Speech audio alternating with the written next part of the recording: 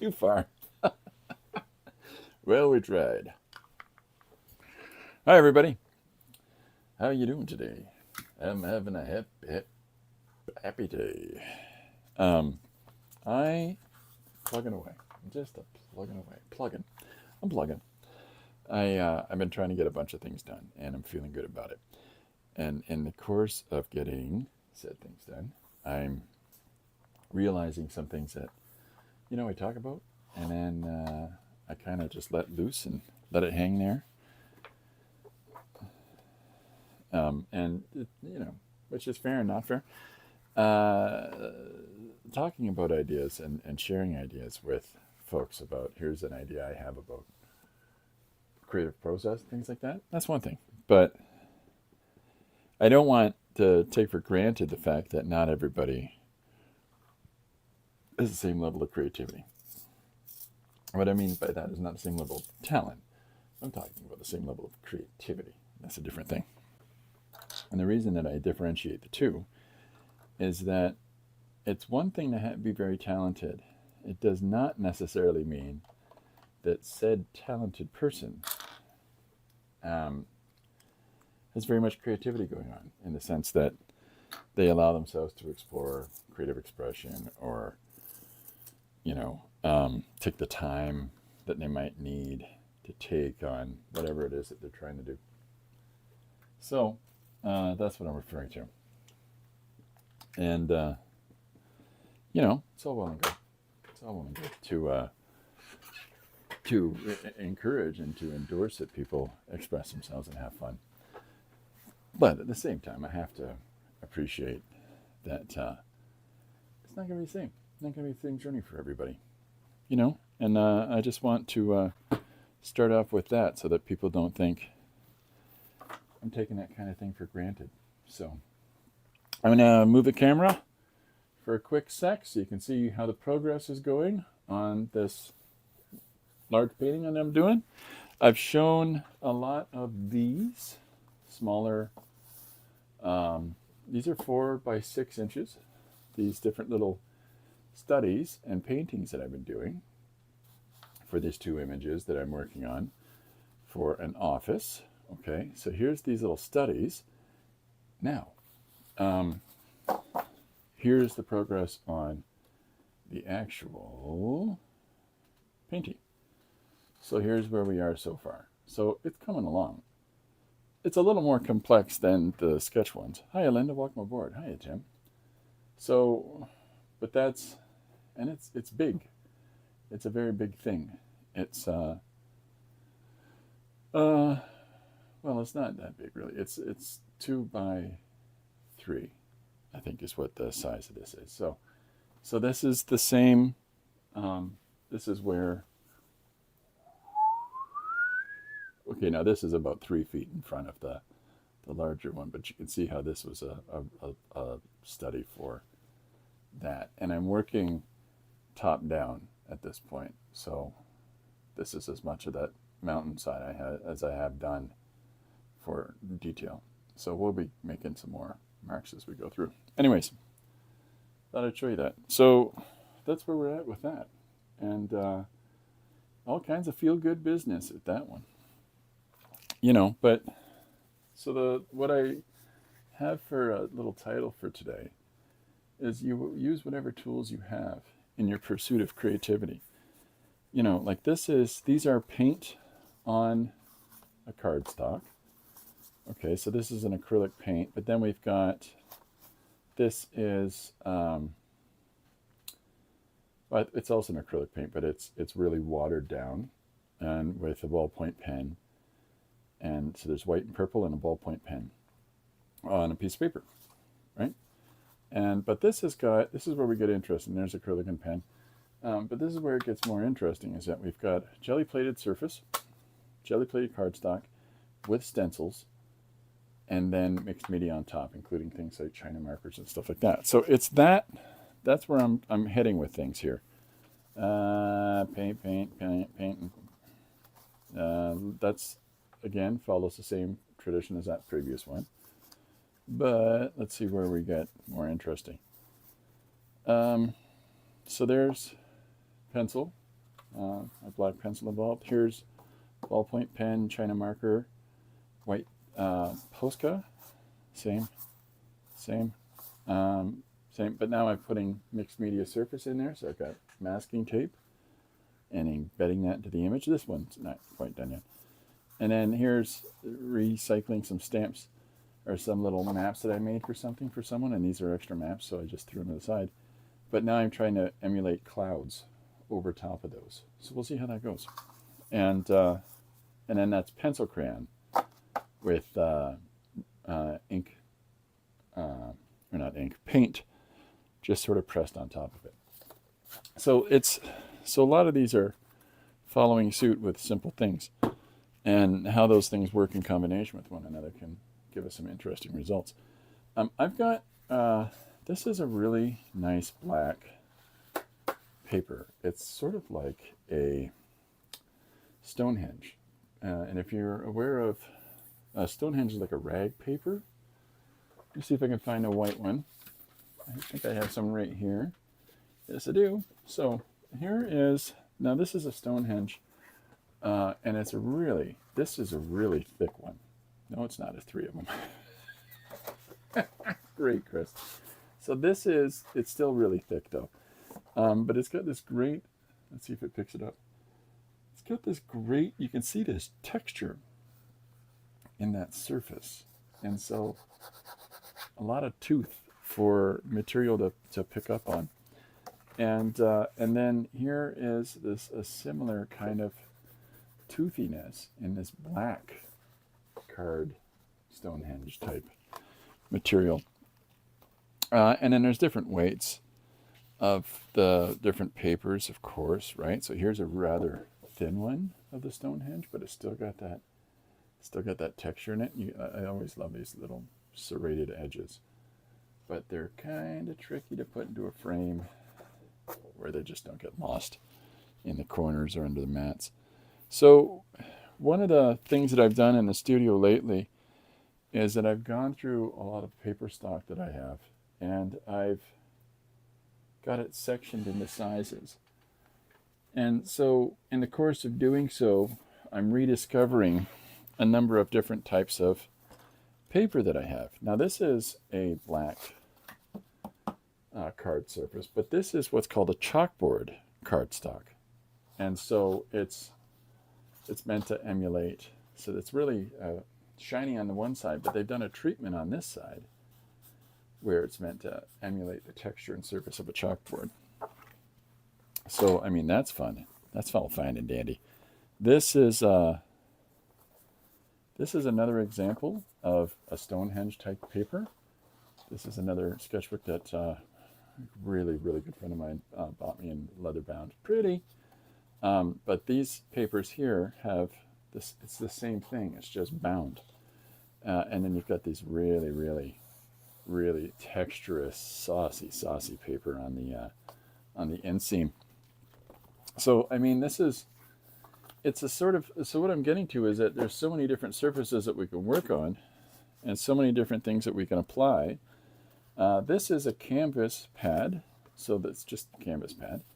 So it's just sheets of thin treated canvas. But you can do all kinds of modification to said surface and, have a bunch of things prepped for you to do whatever on, right? So maybe today you just feel like scribbling and scoobling things on surfaces. This is just a black sketch pad of cardstock, so it's just similar to this, except for it's just a nice thick toothy cardstock. But this is where it starts getting fun. So this is it's called a manganese grass paper. And so when you look at it up close, right, you can see bits of grass within the paper. And the texture, the lines that go horizontal and vertical on this are from a screen. So what you do is you pulp a whole bunch of paper and then you put a binding thing in there like a cornstarch or something like that. And you come up underneath it with a screen and you draw it up on this ideally lovely thin layer on the surface of that screen and let it settle, let a lot of the moisture drain out of it, and then flip it over, tamp it so it drops down onto a surface where you've got something that's resistant to adherence with the paper, like a wax paper, and let it dry. And so that one side that's attached to the wax paper is probably going to have a kind of a flat surface to it. Now the other side is going to have this screen texture. So then one of the processes that you can do to help it dry out is to put another water-resistant wax paper or something of the like on top, and then squeeze the water out of it with pressure and weight. And but again, let it dry, and then you have original pieces of paper to work with. But one of the fun things that you can work into that is other items. Dandelions, grass, like this one. This is grass from, this is Banganese grass. I don't know. It's from Bangan. So, but it's absolutely pretty in my mind. And so, yeah, I love things like this. So, but this is, this is an example of Christopher making recycled paper. And I'd made a little screen set up with a frame, and for me to use in a tank full of recycling paper. And pulled it up we came. Did my best to squeeze the water out, and so you can see all these little bits and bobs of recycled paper. Now, a really good way to get it down to a pulp is to not just soak it, but to then blend it up. And don't expect to make smoothies out of that blender afterwards, right? But because it's going to be messy, and you're going to try to clean it out. But the fact is that you made paper with that. So, sorry, I'm just checking. I have all kinds of alarms on my phone right now for my thing. Hiya, Liz. Welcome aboard. So that's what this is. This is paper that I made, and it's crazy textured. Crazy. So, here is this other side, and so I've primed it up on this side and put a little frame on the outside of it. And then I kind of wish I didn't do that, but I did at the time, and had a big plan that I never followed through on. I think now I may well work on this side. Who knows for me to use this. But this is taking these papers and things that you have in your studio space and shred them up. Chop them up tiny bits, shred them up, let them soak in water, throw them in a blender, grind them all up into the pulpy aspect of it, put it in there into a large receptacle, a nice flat basin of some kind with water in it, and add some cornstarch as a binding agent, and then you throw all of this pulped up material in there, mix it up, and then you make a little screen frame, pull it up, and there you go. You're starting to make your own paper. So you can look up for the processes that's online. But this is the sort of thing that you can take all of the detritus in your studio. Oh, I don't like that. Well, don't throw it away. Save that, because you could refurbish it into something else that may have some sort of compelling interest for, somebody else sees it to become, some more interesting and authentic and unique creative expression. It's like if you've got pieces of random bits of cardstock or whatnot kicking around the studio, save them up. Save them up. You never know when they'll come in handy. Sometimes when you're doing larger pieces, you'll take a bit off of an end for it to be the right size for whatever that project is. This is what this is, and it's still got the watermark pressed into it as a Somerset page. So this is the extra piece that was on this large sheet of paper, and so trimmed it there. Nice thing about Stonehenge is if you do a really nice crease on it, So you fold it over and really crease it well, and then fold it the other way and really crease it well, and you can separate it really nicely. So rather than cutting a flat, straight edge on it, you get this nice little textured edge. Pretty. So this is 4 sheets of that left over from another larger job. But it's even things like typewriter paper, like this is different kinds of, computer printer paper. So as you're using things like this, and you can still incorporate these into your paper making process, so that they're different colors, and as long as they don't have like a lot of ink in them and stuff like that, because it's going to malign the color of your paper, right? That ink is going to bleed out, and who knows what happens. But you can take this paper and section it up and start utilizing that for your paper making process. So there's so many little things that you can do with it, where you can reutilize those tools. One of the things that I have here in the studio on my desk, and I'm just going to move the camera again, is that I tend to keep all of this junk kicking around by me. And so what we've got in here are all kinds of stencils. We've got all kinds of little mark making tools over here in these 2 units. All kinds of different kinds of scraps of paper. There's ink material to work with, pencil, crayons.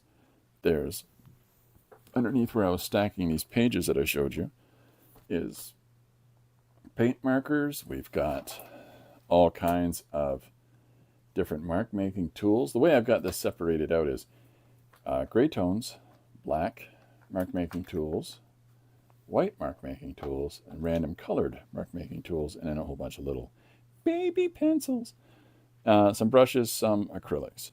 And so this is just a quick, accessible amount of material to be able to use on any given basis, right? And it's just, like I said, it's just use whatever you've got.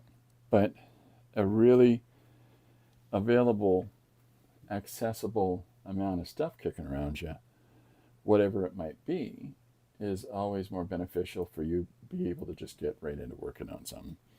So if you have the ability to have a tiny bit of space to put those things in there that you might feel drawn towards using. I mean, even here on the desk, I've got inks and some glue, pencil sharpener. I got my pipe because I'm cool like that. Hi, Susanna. Welcome aboard.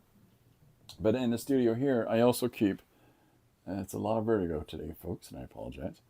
So here in the studio, by where I'm working on this new thing, I've got all kinds of mark making tools in this built-in shelf unit, right? Each of those trays is markers or pencil crayons or, all kinds of accessible paper, right?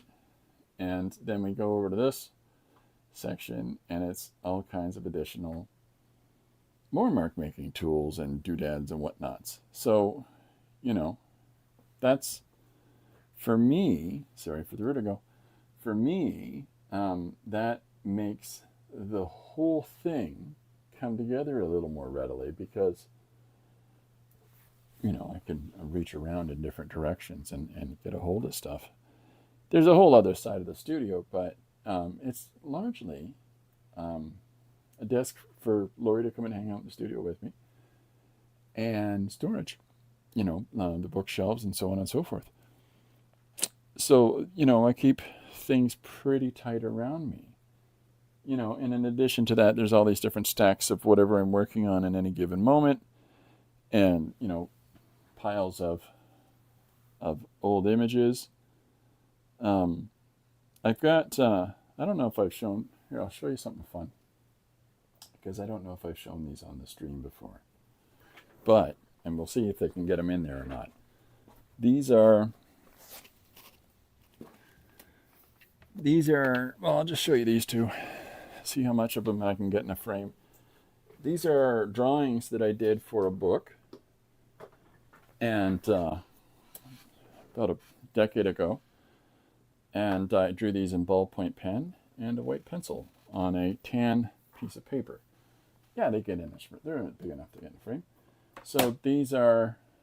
So there's the drawing of a train from the book, and you know, train.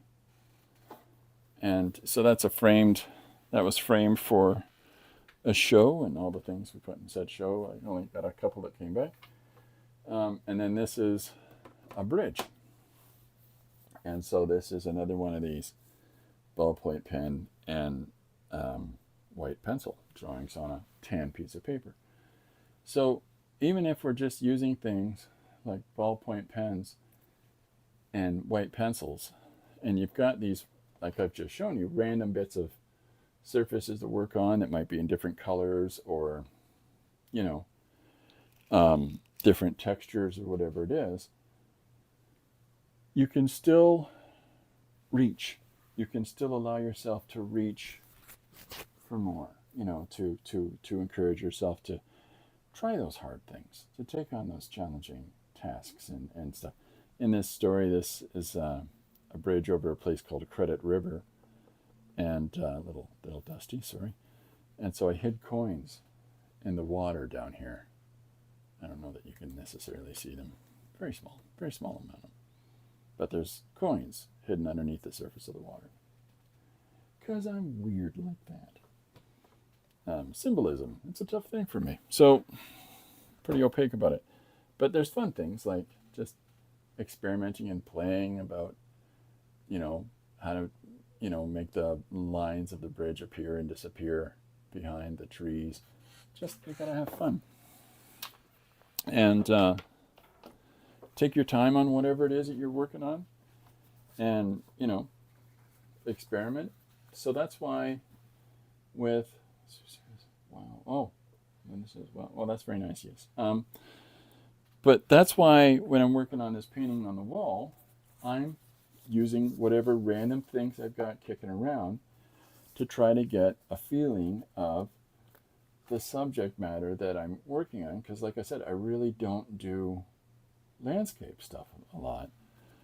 And Lori and I have been watching Landscape Artist of the Year on, you know, television.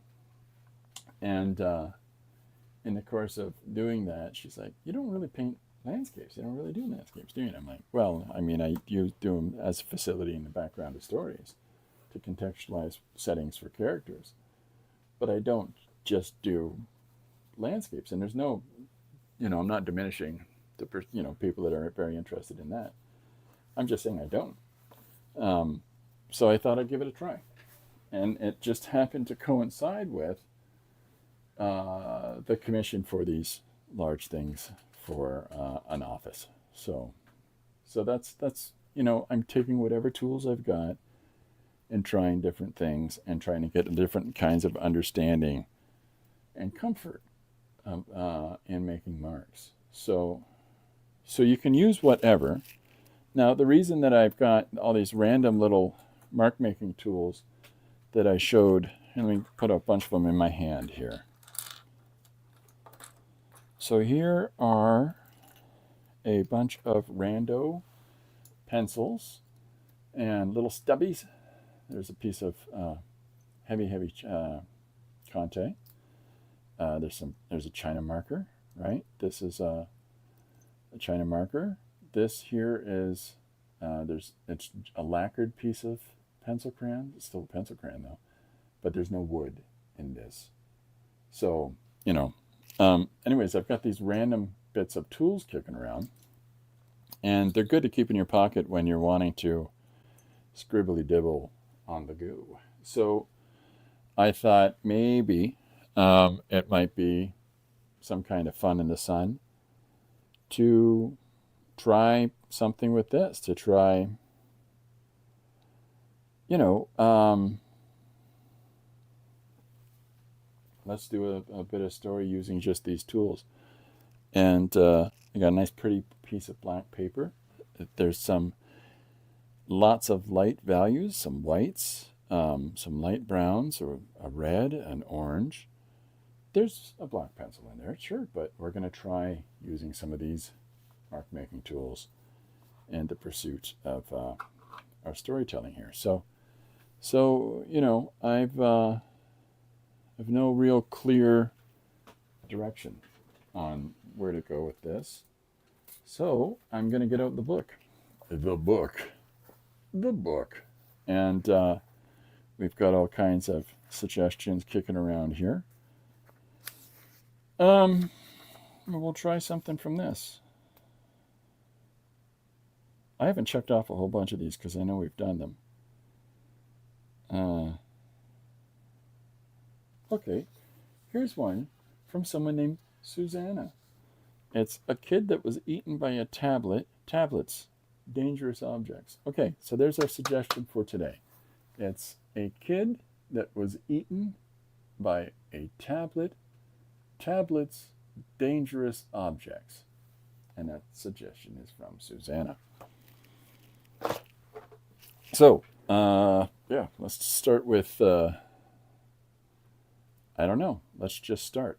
So, we can do this a couple ways. We can either introduce through a scene or we can introduce through a character. I think I might introduce through a character. And let's go. So, how about upset mom? Saying, calling in for help. So I've got this random pile of pictures. It's just, I've typed in opening scene of a film. And so I can see a few different pictures of people on phones. So let's use one of these thumbnails and start our first image with mom on a phone saying, I need someone to come right now. So this one looks a little passive. And yeah, they're very small, and they're intentionally very small. And the reason that they're intentionally very small is because by not focusing in on all the details and just trying to develop an understanding of the form, it encourages me to think more about the details and try to develop the image in such a way as it's a little bit more mine. So as opposed to just copying an image. So I'm going to start with, I've got this lacquered pencil crayon, and now I've also excitingly found white jelly roll pens. I've actually had a hard time finding these lately. So I'll try to incorporate some of that. Liz says, wow, I've primarily books and magazines that make up for not being able to draw, but I'm trying to work elements with blending, shading, and better composition layers to add to elements. And then Liz says, I would love to see you compose magazine in your art. Okay, you talked me into it, Liz. I'm easy like Sunday morning. All right, let's try that. Let's incorporate that a little bit too. Maybe I won't work on this black paper to do that, but we'll see. I sorted some out. I was sorting the studio, and I came across some different materials that I've had gathering up in the space. Like this whole folder is nothing but different tissue papers. And this folder is pieces of plastic sheeting. This one is random bits of paper, but inside of this one's random bits of paper. But in there, little cutouts of magazines. So let's use that. And we're not going to use this really pretty paper. I'll get some more paper. And I'll get some acrylic matte medium, and we'll use that. Let me find something to work on. Well, you're our new volunteer. There you go. So here's a sheet of paper. And so we've got to do a boy eaten by a tablet. Where did I put it? A boy eaten by a tablet. Tablets, dangerous creatures, I believe is what it was. I have to look it up again because old. Kid that was eaten by a tablet. Tablets, dangerous objects. And that's from Susanna. Okay, so a kid that was eaten by a tablet. All right, so I've got let's do some collage stuff in here. I've got a whole bunch of pictures of royals from England, and What else have I got? Not a lot of selection here, folks, I'm going to be honest. But I think I've got some textures. Yeah, see, we've got some textures and stuff. And so we'll incorporate those in. Is that all this is? It's just piles of texture stuff? Yep, it is. So, yeah, let's get crack-a-lackin'. Lemon! Anyways, so, okay, so we got a face of a little kid here. And, okay, so there you go. There's our first image. We'll embed this in. And I'd love to see you compose magazine in your... Oh, yeah, okay, I'm caught up. So let's put this in as our first thing. Okay? And then I'm going to utilize some of these bits of texture business into the... Yeah, so here's some trees, magical trees, and so we'll take these things and we'll start putting together some story. But right off the hop, let's have this mom saying, "Do you want to know why you don't get to have a tablet and the other kids do?" It's dark, so dark. Let me see, where did I put the gel medium? I find that the challenge with collage is that everything gets on top of everything else. All right, so I've got some gel medium here. Just peeling up this dried bit of business that's collected around the top. All right, so what I'm going to do is I'm going to put this down as our first panel, and then I'm going to put some of this down as our second. And then we'll go from there. How's that sound? And so what I'll do is we'll start incorporating collage into our storytelling. Yep, there you two. And so what I'm probably going to end up doing is I'm going to have a response from the little girl. So our first panel is going to have the mom type character saying, "Do you know why you guys don't get to use tablets like some of the other kids at your school?" And then we'll have a response from the little kid that says, "Why?" You know, because that's their favorite question. Certain ages, it's amazing that they say anything other than. Sorry, I'm still neurotically trying to peel off dried medium. Okay, so I'll take this stuff and squeeze out some from the container. It's really Lucretius, this. And I don't like that. See? I got a big job. Anyways, I have to make do of it. So I'm going to spread this around on the surface as an adhesive.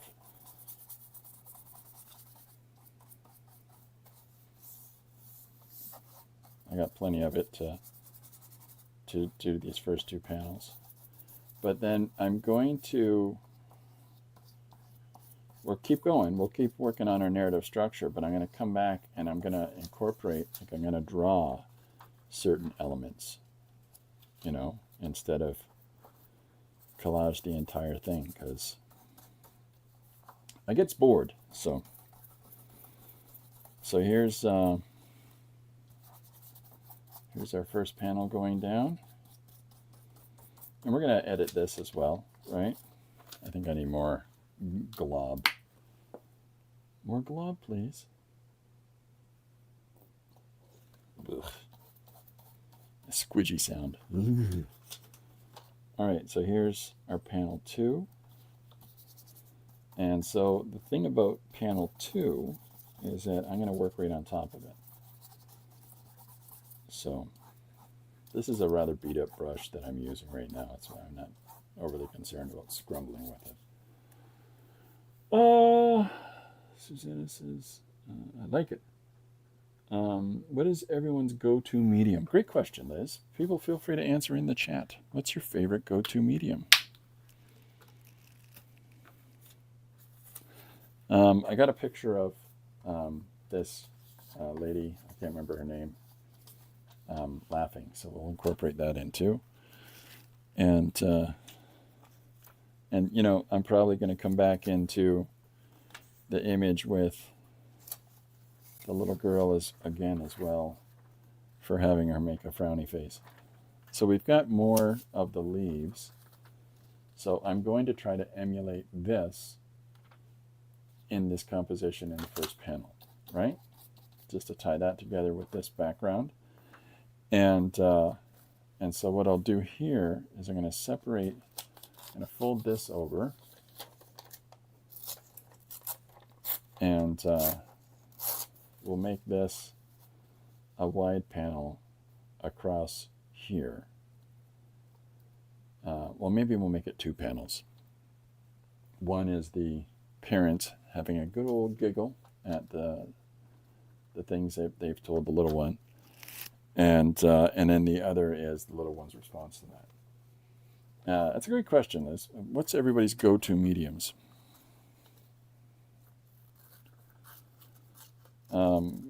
Because there's so many things to work with, right?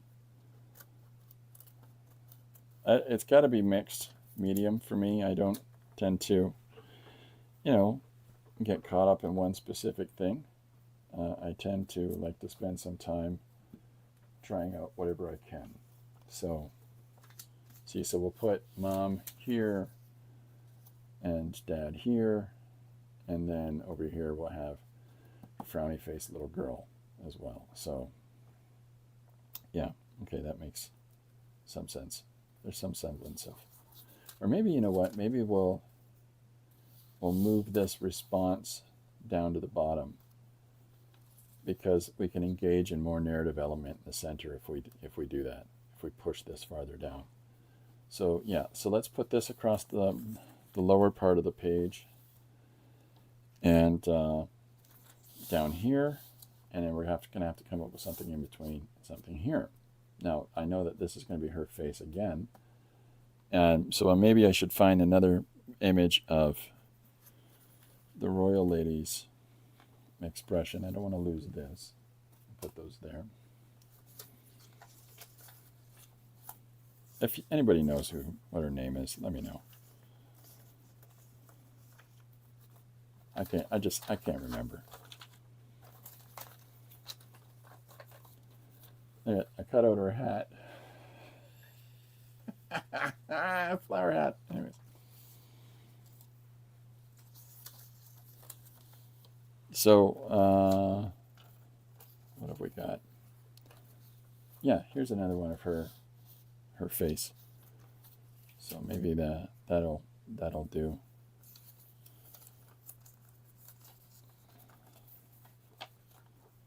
Just trying to, I've got a big stack up top. Oh, there's one. Let's use this one. Kind of a cheeky expression, right?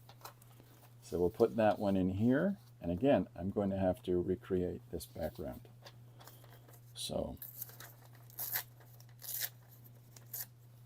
no problem. Let's see what people are saying.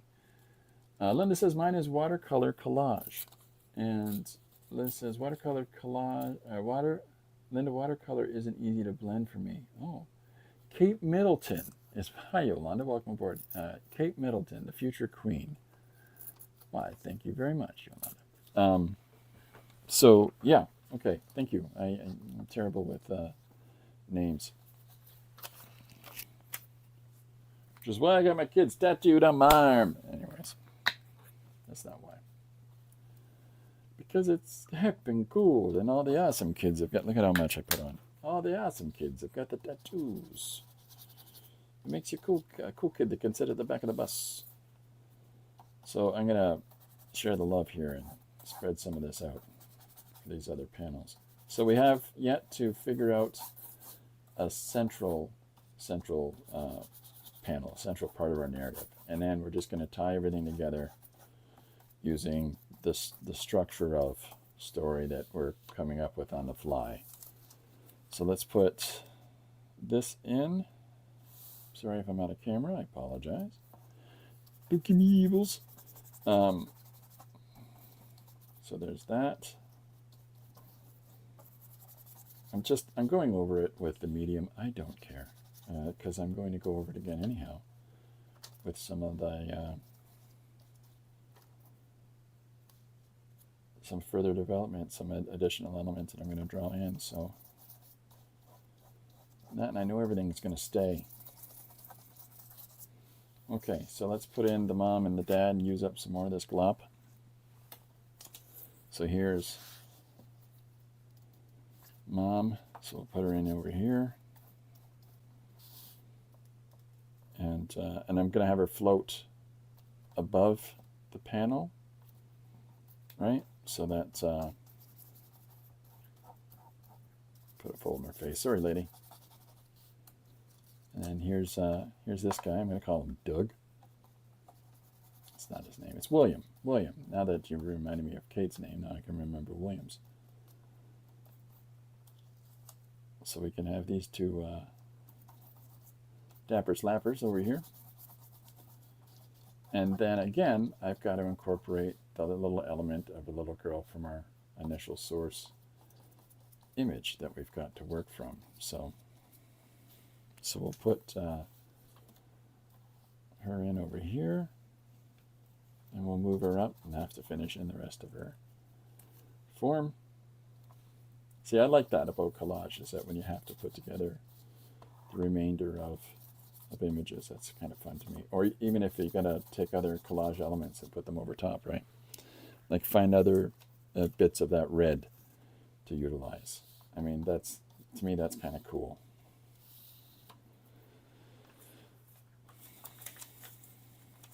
So what else have we got? Okay, so here's one more image of the mom and the dad that we can use in this center section where they're concurring with each other about what terrible things they're telling their child. He says with a paintbrush in his mouth. What am I missing?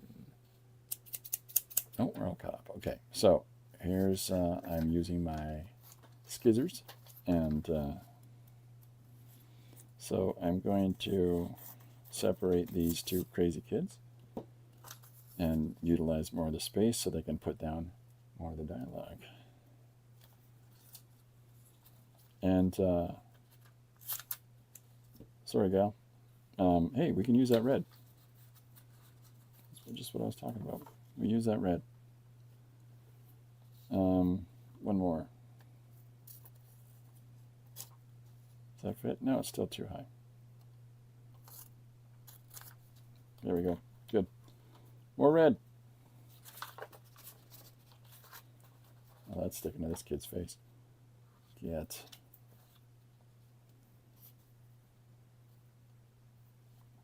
What have I done? See? Not a good collager, folks. Sorry. So there's her, and then we're going to put him beside her. So let's get these two down, and then we'll get to work on the filling in of everything. Yeah. So thanks, everybody, for coming and hanging out.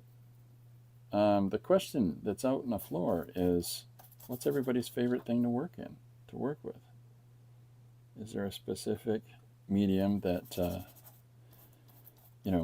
makes you stop for a second and give yourself a punch in the arm and go, man, I love crayons, or whatever it might be? That's a sign of, you're really into something. This is when you stop and you give yourself a little bip in the arm and go, boy, that sure is swell. I learned that from a documentary series I used to watch about a guy who was actually a beaver. And he just needed people to leave him alone or something. It was leave alone that beaver. I think that's what it was called. That sure is swell, Wally.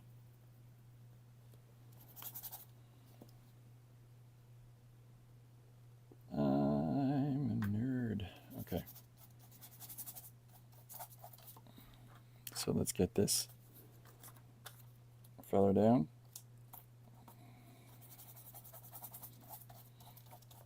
Okay, so there we go. We've got, and we're going to put some of this additional red down in this gal for her outfit. Trying not to get a giant amount out of this tube.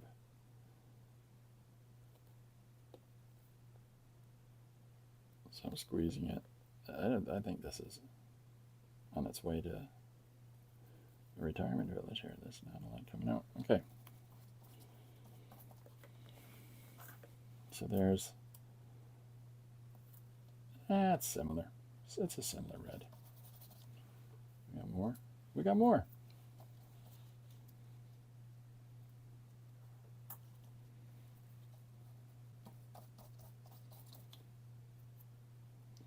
Yeah, I think I got Van Morrison going through my head. What are people listening to today? What are all the kids listening to these days? This is just all these little cutaways from this. Oh, okay, so there we go. So there's all of our stuff laid out, and I'll save that guy over there. Where are we at? Definitely mixed media for me. No oils though. Yeah, I can't use oils. I'm allergic. There's a lot of the binding things that are in oil just set me off. You know, it's not a comfortable medium for me. So I don't.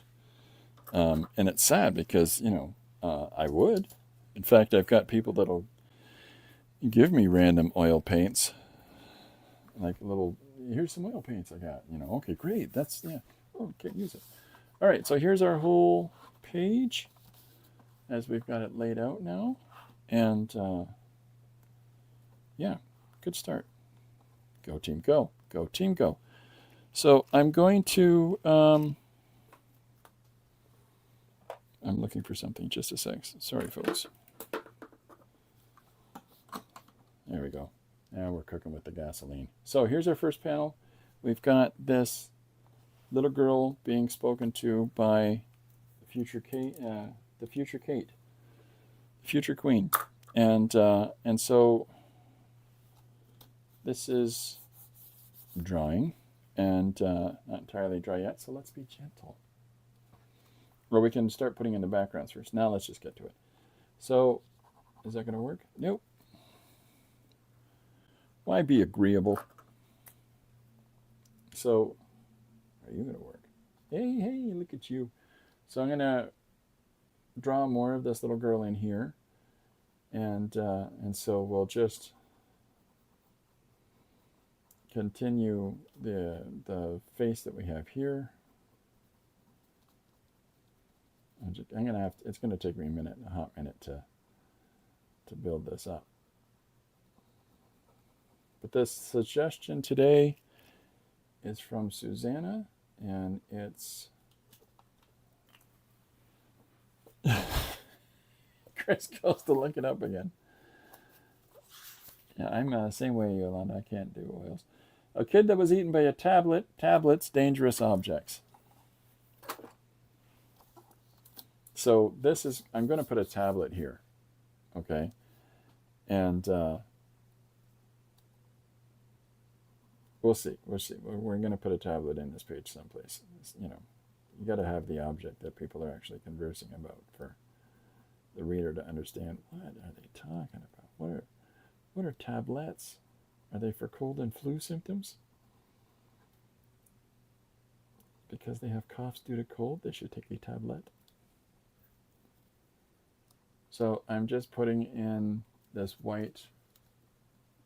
Here, I'll zoom in. Nope. Right. Come on, robot. It sounds ridiculous, but it only likes me using one hand over the other when I try to zoom in. Ridiculous. So, looking at this, reproducing her here. Just a quick sketch of her.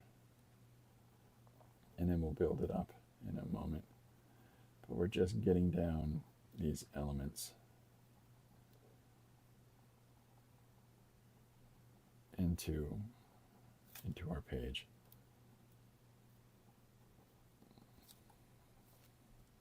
Little neck.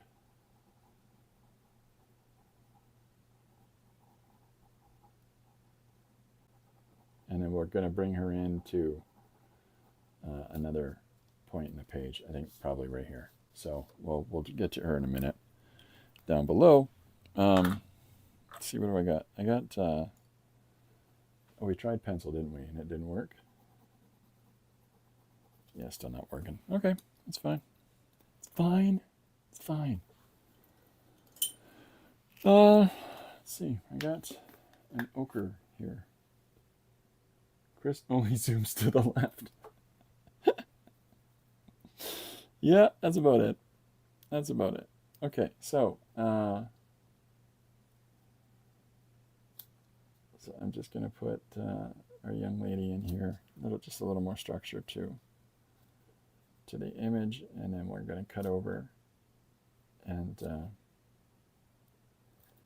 keep putting together our whole composition first, and then we'll come back and clean everything up, make it pretty. I could have done her face a lot bigger, but I want to have lots of room for dialogue, and because the tree that's in this, the trees that are in this background, I want to use the fact that here's what it is in one panel and then try to replicate it in the others. You know, and if I don't do a successful job of replicating it in the others, people will go, it's a tree, it's in the second panel. I hope they do it like that. It's a tree. So, okay, so here we are. Just structuring in where her form is going to be here. And we'll have to come back in and add some more value to that and build it up a little bit more. But I'm just trying to get everything down basically to start with. And we'll have our whole page laid out. And all the kids will go, oh, I understand now, Mr. Cartman. So just to give some context for where one is in relation to the other, we're going to use some red here and put Mom's shoulder in front of the young lady. So we'll put a basic value of that down here. And we'll put her hair in as well, just to contextualize that red blob is her mom.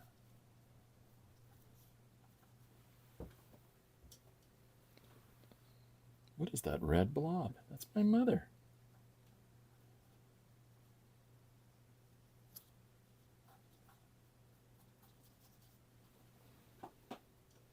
Where are we at? Just making sure I'm keeping up with everybody there. I don't want to be rude.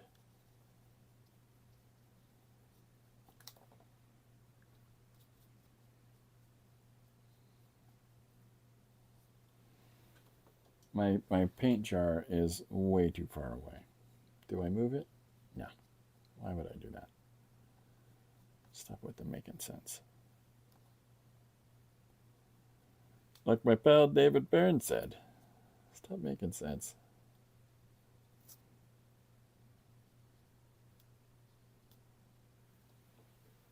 Okay. You can hear Corbin sneezing in the other room. All right, I'm going to come through in here, in behind our little girl now. And so I'm literally just pulling acrylic out of the actual tubes, which is not the smart way to do this, but it's working. So, yeah, you know what? Let's use some kind of palette here. Come on, Chris, get a palette.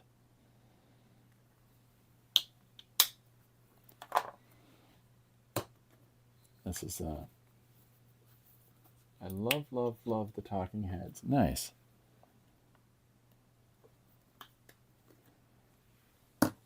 Yeah, they're great. I like to listen to them when I'm driving. And for you talking heads people, you just went on a road to nowhere?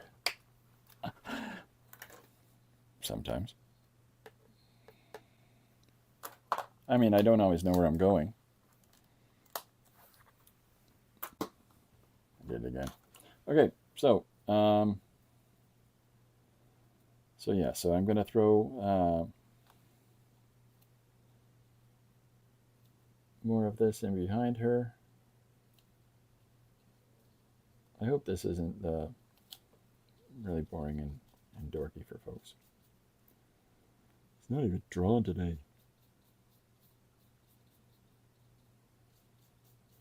I think he can't draw. I think he collages everything really craftily.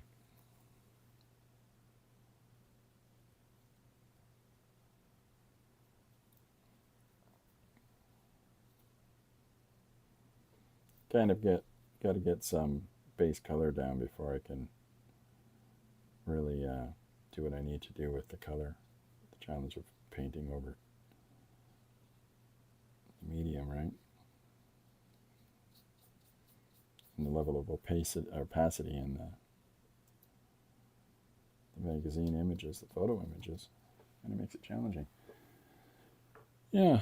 What's your favorite song for the Talking Heads, Yolanda, or anybody else that loves the Talking Heads?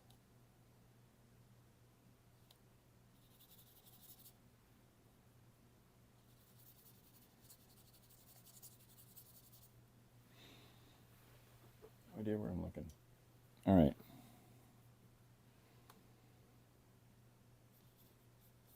So, a nice fun thing about this collage is that a lot of the application is spur of the moment. It's highly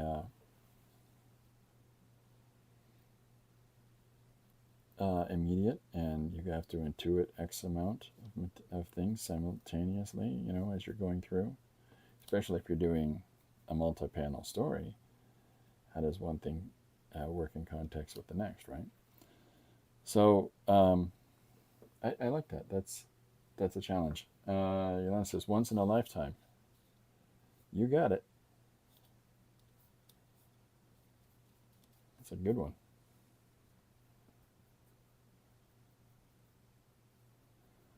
That's good. There's one of the greatest lines in a song in that. If this is paradise, I wish I had a lawnmower. You got it. You got it.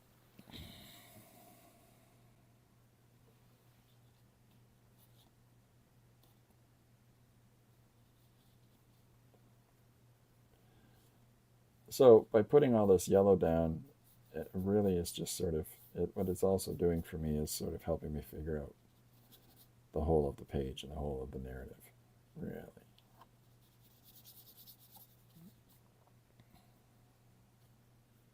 I hope I'm thinking of the right song.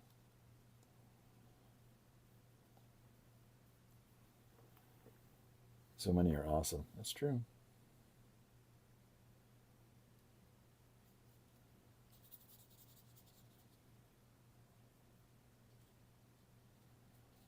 Favorite albums. If people have favorite records, whatever band it might be, whether it's Talking Heads or somebody else. Does anybody have a favorite record?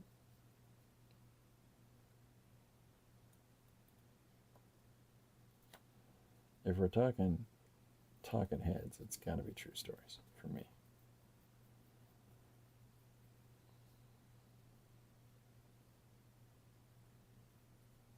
But that's,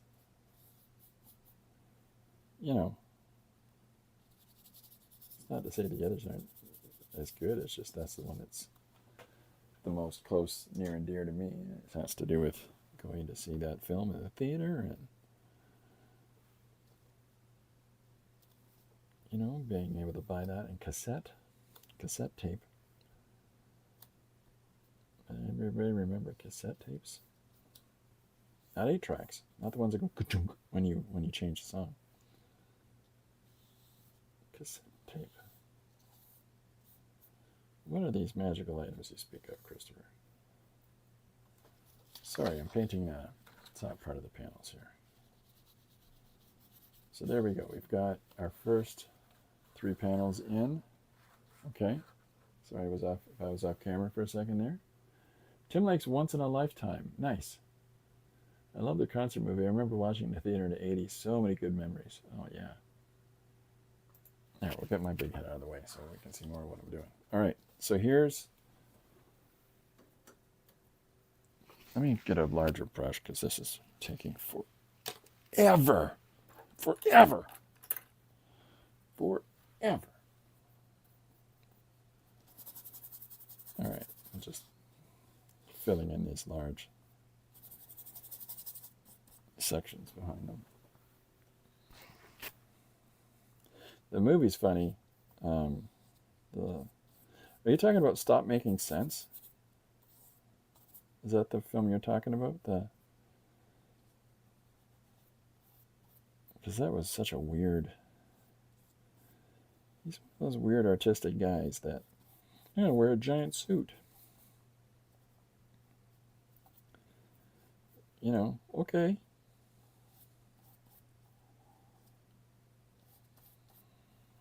So I cut in on the shoulder of the future Kate, and just because she doesn't have the raised shoulders in every picture, so let's tamp that shoulder down a little bit.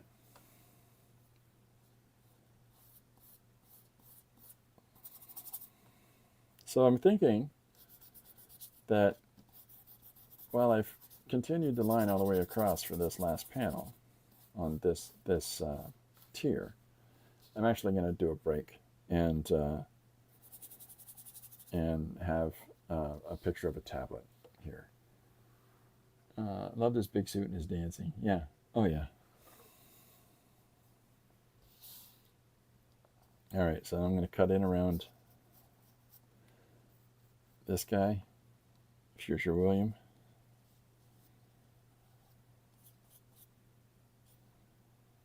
They're a nice looking couple. You get the feeling that they actually do like each other, which is nice. That's nice.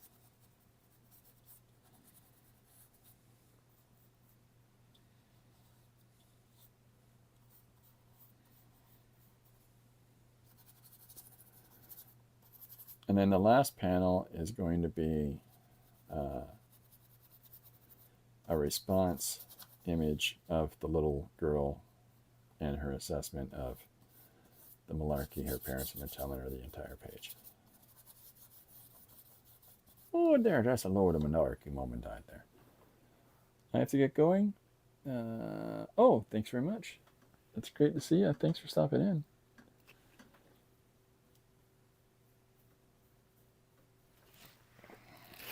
Okay, so we've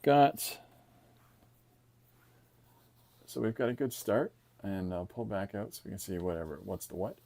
So here's our page as it's laid in so far, and you know, let's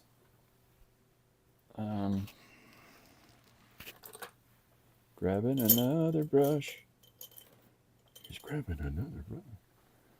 So I'm going to go over what I've already put down with this pen, smooth out this poor little girl's face. And so I've got some orange here and some white, and apparently the green that's still wet on the palette that I'm using. And we're going to just put a little coat of value on here. Clean up this surface of her skin, and then we'll move down to the environment around everybody in these first couple panels. So my brain is on pause when I'm talking, isn't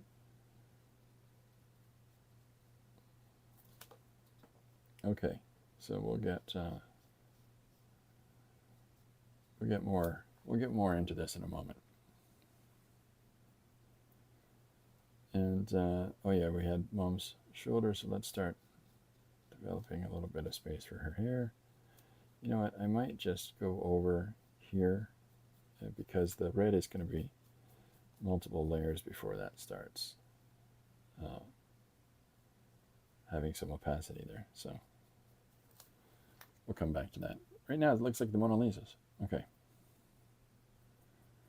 So I've got some white, some orange, some of the, apparently some green. That's green. Thank you all for the thumbs up. Oh, very nice, Yelena. Okay, so let's continue some of this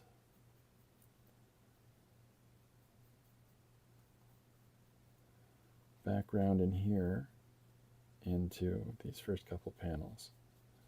So I'm just going to start putting in some more random marks into these areas, and then we'll expand on that more and go over top in different values and actually make it look like the, well, we'll do our best to make it look like the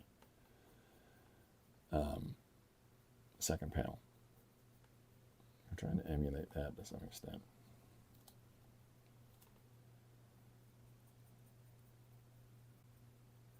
There we go. Now we got a whole bunch of it made up.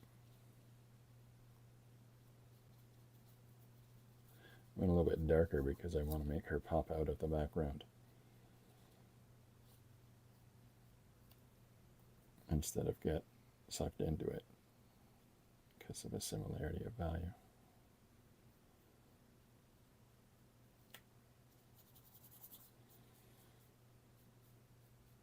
All right, so here's our little person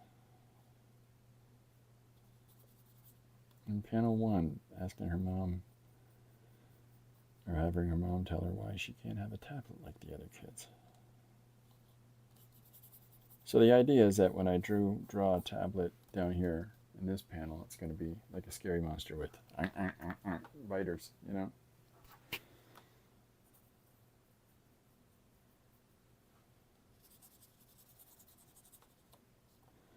There is no greater thing than the imagination of children and how they process things.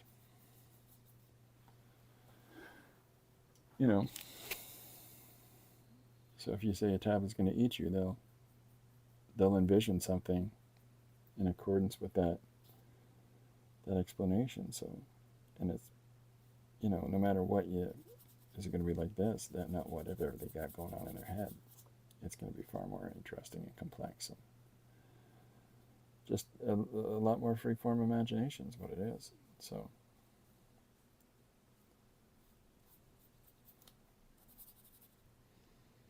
gotta love it. Kids are the best. All right, so here's panel 1.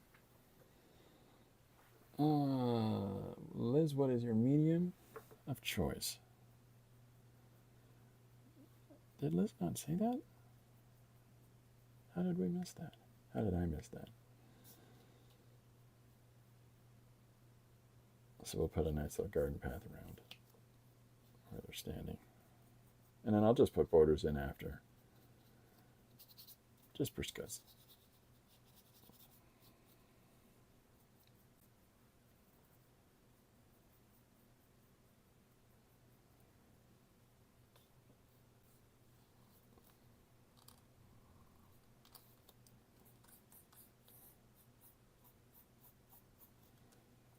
We'll come through and clean up as we go.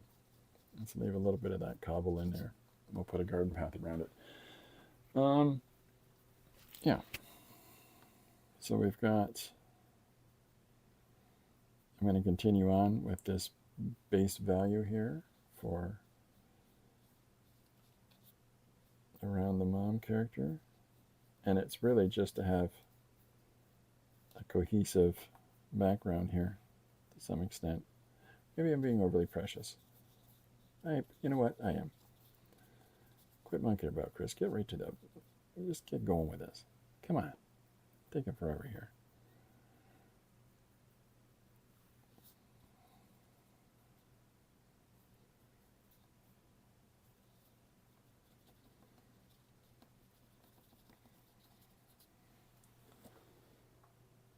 Cardboard. This is cardboard. That's awesome. Tell us more. What is it you like doing with cardboard? Is it in a structural way, like models? Some people use it modularly. You know what I mean.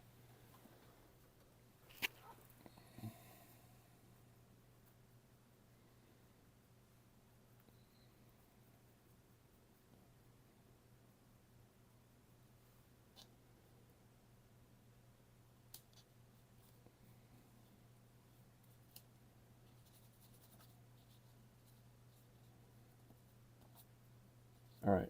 So there's our little bit of business underneath her noggin here for the background. We're going to come through and add some more as we go. How do you spend? How long do you spend sharpening pencils? That's what I've been doing here. Well, so when you tap pencils on a table or wherever, like when people tap pencils, the lead breaks inside. And I can't tell you how much time I've spent in my life driving myself absolutely bonkers trying to sharpen a pencil that is just completely shattered inside. So, how much time would I take? Oh, yeah, like an obsessive maniac. I'm going to sharpen that pencil whether it likes it or not. But, you know, people tend to do it until it's what they want. Does anybody, when you sharpen a pencil, do you do the and blow the tip of it? Do you? I mean, recycle cardboard. I make Happy Meal boxes, all decorated to be used by receivers and storage with some of my boxes. That's awesome. Nice. Over 20 years old and still useful. That's really, really cool. So this is the moment here. This panel is the Ask Your Dad. Oh yeah, whatever your mom just said. That's basically the gist of this panel.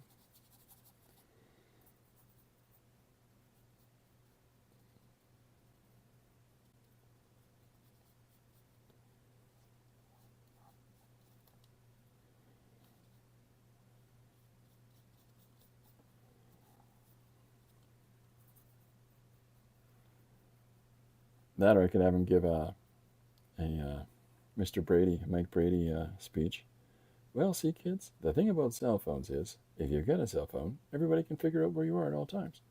But if you don't have a cell phone, a lot of people can't figure out where you are. So it's a case of whether you want to be found or not. Now, if we want to find you, we want to call you on a cell phone. But at the same time, we don't want to be distracted in life by having a cell phone on you at all times.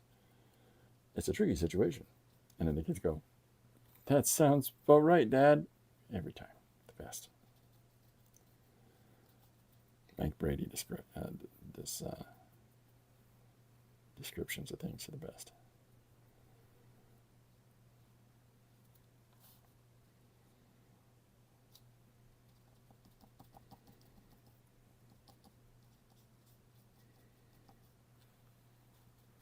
All right, we'll do something more with this in a second.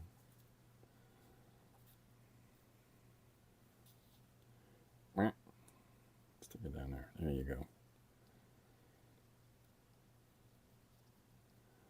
Okay, so we'll do the same over here on this side. I'm just figuring out where everything's going to be right now. I also make, even dropping them on tables, probably not good. Yeah, that's true with pencils. I also make paper folders, tags, page holders, organizers, journals. I recycle all food containers, even plastic and tin ones get decorated. That's awesome. That is awesome. I like that. Have you made paper yet? Talking about recycling.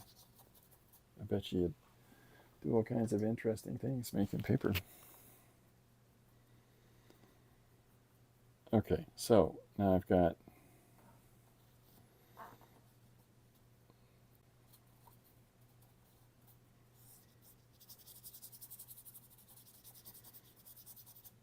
coverage. There we go. More white in there. That's a coverage.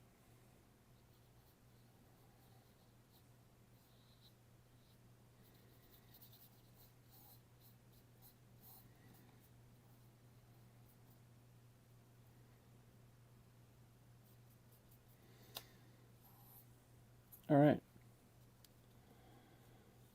And let's figure out what's going to happen with our little girl character in this panel. I think what I'm going to do first is I'm going to pencil her in and expedite that just a little bit.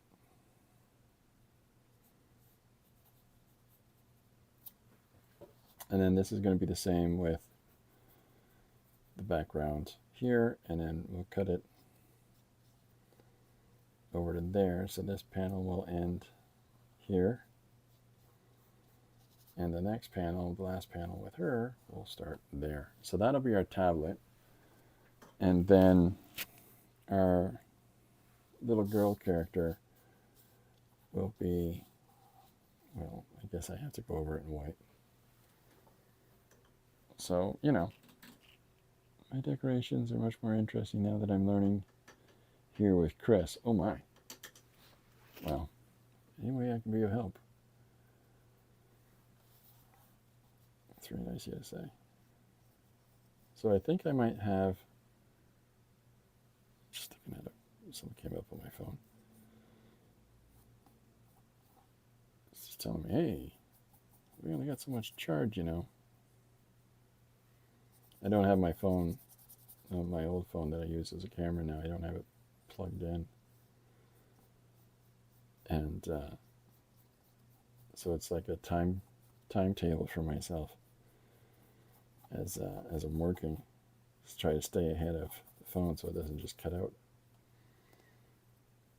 I kind of like that. It helps me to be conscious of the moment.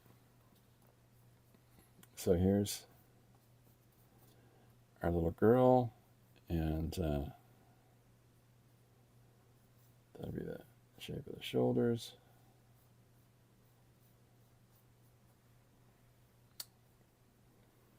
Yep, and then the back of Dad's suit. We'll clean this all this up. I'm just filling out the whole of the composition. And then let's do a tablet. So we'll rough that out so that we have an idea of the whole of the page. So if a tablet is, you know, a round little object with the screen and the button, let's do a scary monster version of it where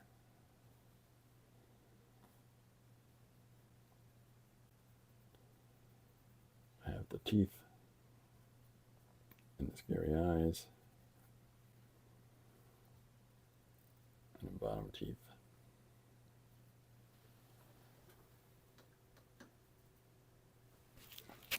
Good exercise leaning across a room like that. It's like 5 feet away. I am ridiculous.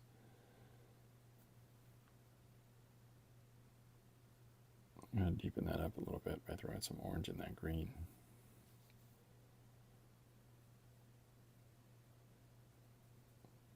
So here's our menacing screen now. That's trying to bite our the kids. But there's that roughed in. I think I'm going to exaggerate it more, but there's a start. If you mail family or friends things, painted boxes always arrive earlier, then no need to pay higher rates. Oh, wow.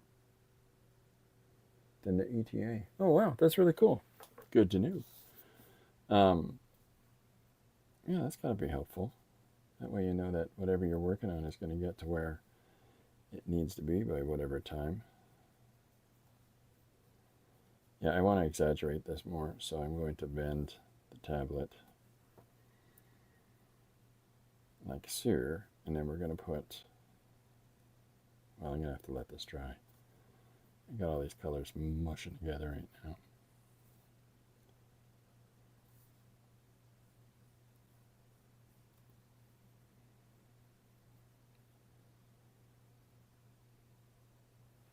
we'll get our tablet now with malicious intent towards the youngins.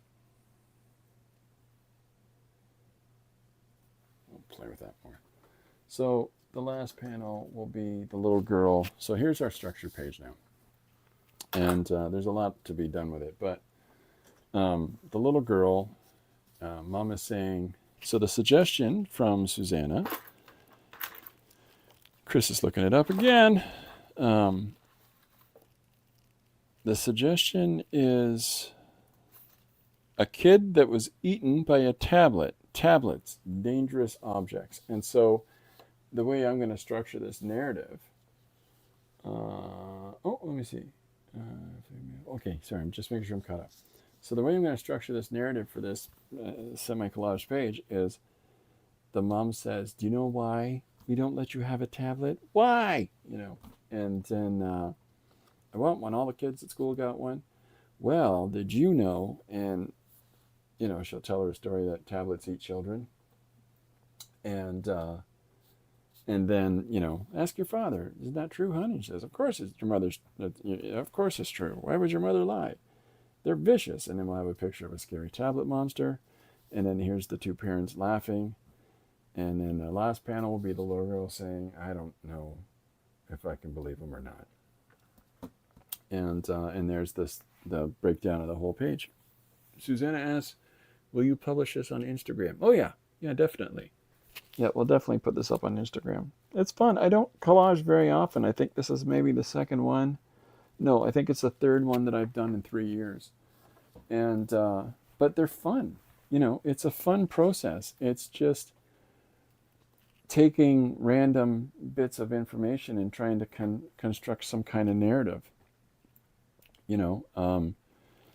The choice to have the foliage in the background, makes for an additional complication that I have to, replicate that foliage. Now, I could probably do that by looking for more magazines and things like that with the similarity to those. But in all honesty, it's, I'm gonna draw it, and just because. And then the narrative, the story part, that as soon as you look at some pictures and some images, a fun thing to do, right, is take some white out or some white paint or and put over word balloons on characters in magazines, and then have them say funny things, right? Like, here's pictures of people at fashion shows, and you've got little word balloons around their heads, like this is what clothing has come to people, as they're wearing one of these ridiculous runway outfits that no human being with any sense whatsoever would ever wear out in the public. So yeah, you can really play with that, and that sort of that preamble approach of the visual image is already there. You're just adding the narrative elements to it.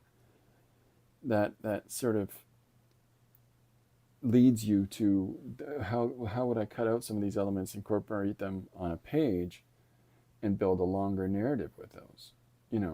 So it leads to more exploration. It's if you don't feel comfortable with drawing, or as some people say, I can't draw, which I think everybody can draw. It just takes practice.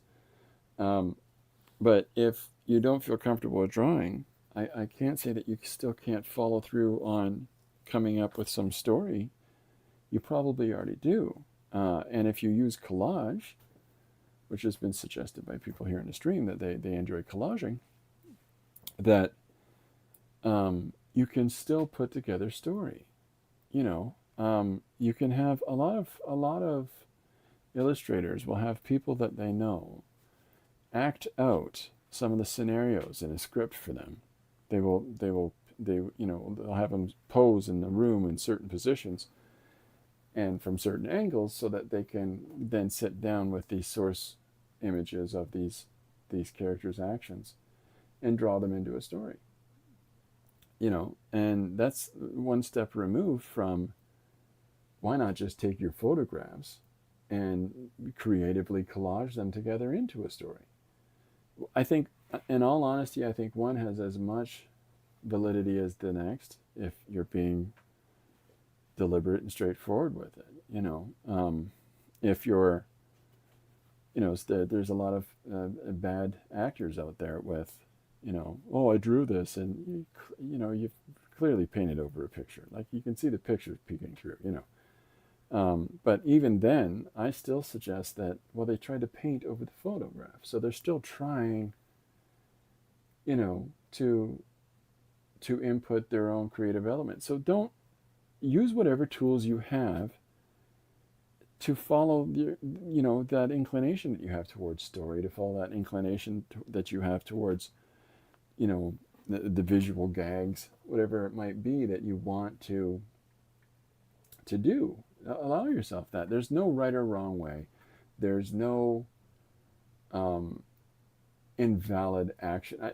And of course, I'm not talking about robot art. I'm not talking about pilfering from all kinds of other creative expressions and just having somebody type in soup, guy eating soup, and then it sources every picture of a person eating soup out in the interweb and makes a somewhat or not very convincing individual eating soup.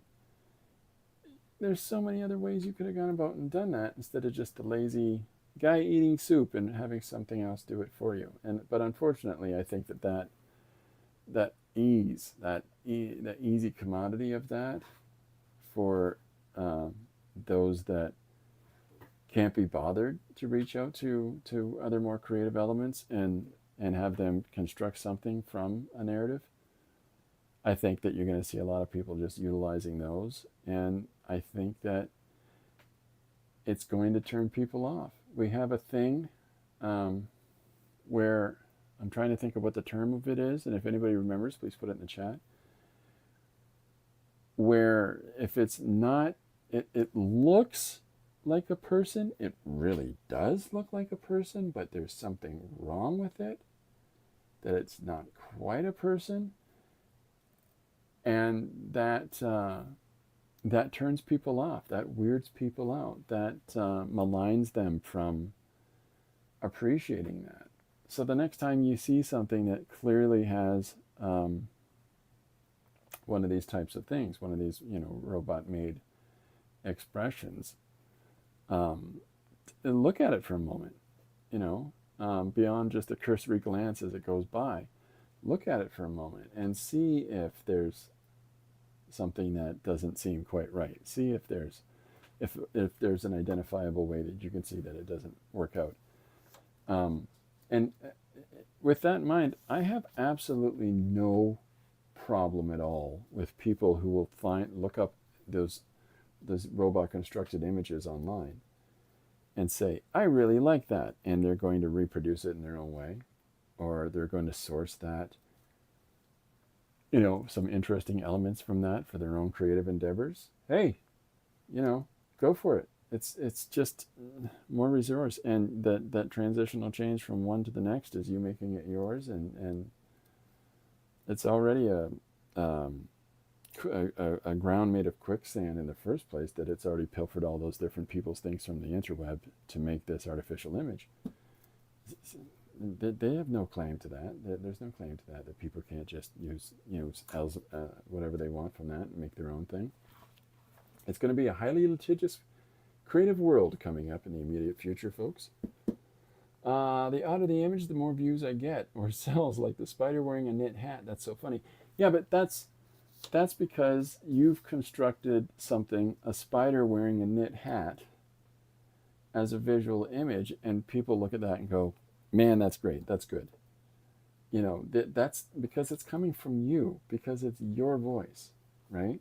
That's why those things may well sell more immediately for you than something that's just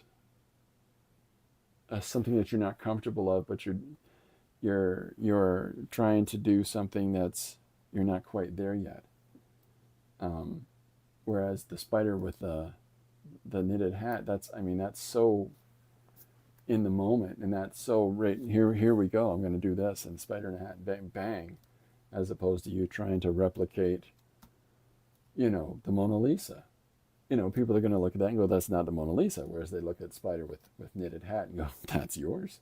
That's Liz's, right? That's really, I find that kind of funny. I find that interesting myself. At the same time, if you're too distinctly unique and different, it's also going to make people go, I have no idea what's going on here. Which is challenging, right? It's funny, you know. But if were I to spend more time, doing images of popular contemporary, Western super types, then people would be all over that thing. That's so cool. I like that. I like Batman, Batman, Batman. But I don't want to draw Batman. I'm interested in telling stories, but how many times can you tell a story about a fetishistic fascist beating up poor people in alleyways? Or weird, empowered things that, make you wonder where the context of this is going or what it's actually trying to say. I'm not interested in that. I'm interested in, having to do a collage about a mom telling her child a fairy tale about tablets eat children. That's not why we're not giving you one. Which is really contrived, but at the same time, we gotta have fun. So yeah, please, whatever you have in your space to work with, if you have the facility to gather up whatever random elements you have, do so. Do so and play with them. See what happens when you put crayon over top of a painted thing. See what happens when you are working in watercolor and, I'm going to put some ballpoint pen in here, or I'm going to do watercolor over a ballpoint pen drawing, and let's see what interesting things might come out of that. Put some chalk in on a painting. Whatever it is, it doesn't matter. Use whatever you've got, because the one thing that's going to happen out of that is that you are going to find more authenticity. You're going to find your own individual and unique voice far more clearly than if you just try to follow the cookie cutter road and the long, arduous journey to be whatever that is that you like so much, as opposed to, playing with the whole of the field towards this journey of the things that you might appreciate. But on the course of that journey, when you get to the skill level of the things that you appreciate so much, you're going to be you. And to me, that's far more interesting. So, yeah, that's it. That's my rambling for today. so we got this all laid out. I'll get this finished and scanned, and I'll put it on the Instagram and Facebook and Patreon. And I'll put it up on Patreon without the text on it, so that those that are Patreon subscribers can see what it looks like without all the little bits and polish with the computer at the end. This is the other one, was a page just of eyes with lots of different emotions. But see, that again, that's you doing something, and that expression is coming from you, right? And somebody else might look at that and go, "Oh, I like those eyes," because you're expressing yourself, and people are, you never know what people are going to tune into. You never know what people are going to appreciate more than the next thing, and it may well not be the thing that you want them to appreciate your creative expression for more.